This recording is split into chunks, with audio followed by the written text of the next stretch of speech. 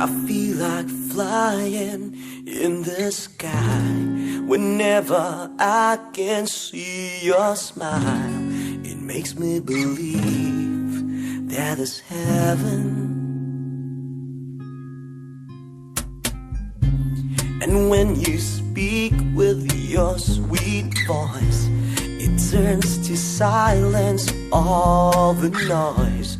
The sense of your words is amazing. Oh, how I long to sing for you through the night. Oh, how I wish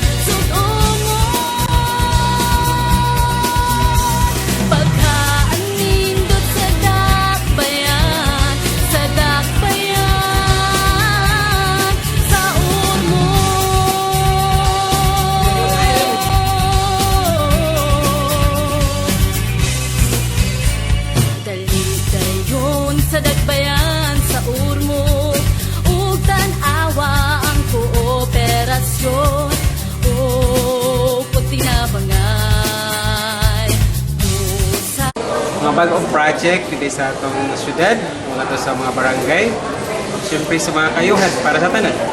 I am just 6 months old here in Ormoc, and I find the city really very beautiful and very promising and business friendly. So I was invited to attend this activity, the SOGA Mayor, and looking around Ormoc City, I see the progress. I see it is very city friendly siya na city so far. So ini-expect ko talaga yun ngayon na maganda yung mga projects ni Mayor. Kasi for 6 months, just so short a time that I stayed in Ormoc, I heard a lot of positive things about the Mayor. So long live our Mayor, no? Give him more strength, good health, para the more that he could serve the people and the constituents of the city of Ormoc. Thank you. Thank you. We expect the city mayor to give a thorough, a comprehensive accomplishment of the city for the past year. And we believe that it's more on local governance, the performance of the city in terms of good governance.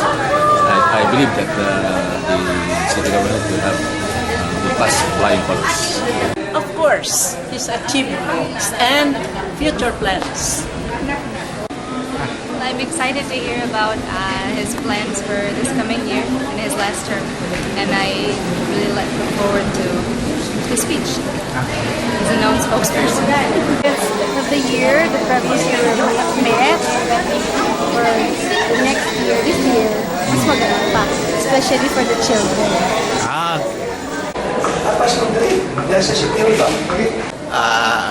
Mga achievement ni Mayor. Iya karon. Thank you, sir.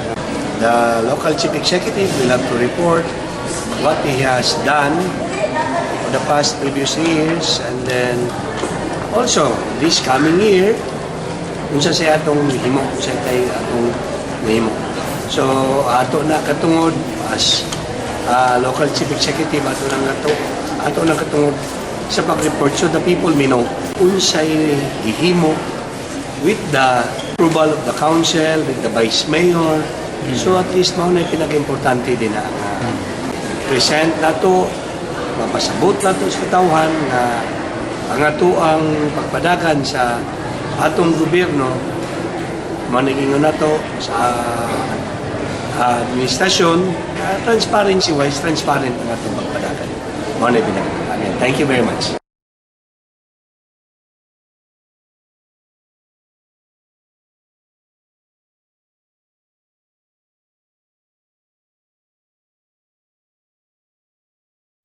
The 12th Sangguniang Panlungsod is now called to order.